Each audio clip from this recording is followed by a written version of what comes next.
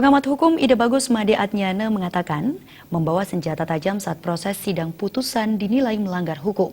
Atas kejadian tersebut, kepolisian diminta mengambil tindakan tegas sehingga kejadian serupa tidak terulang.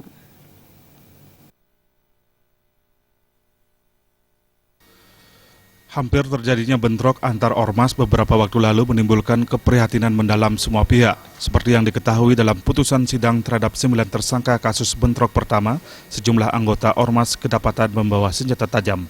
Hal tersebut dapat segera teratasi oleh kepolisian. Menanggapi permasalahan tersebut, pengamat hukum Ide Bagus Made Adnyana mengungkapkan, diketahuinya sejumlah ormas membawa senjata tajam ini dinilai melanggar hukum. Tak hanya itu, tujuan dibentuknya ormas saat ini sudah menyimpang dan sering disalahgunakan. Khusus untuk ormas, itu kan ada parameter-parameter apa yang mereka harus lakukan, seperti menjaga etika, moral, menjaga lingkungan, tidak melanggar asasi manusia, tidak melanggar hukum. Nah, kalau sampai ke jalanan bawa senjata tajam itu kan sudah melanggar hukum.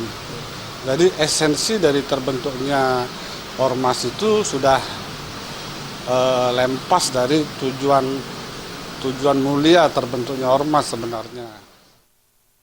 Pemerintah dalam hal ini harus segera mengatasi permasalahan tersebut dan pihaknya yakin pemerintah mampu menyelesaikannya dalam waktu singkat. Andika dan Suto Ardana, Bali TV.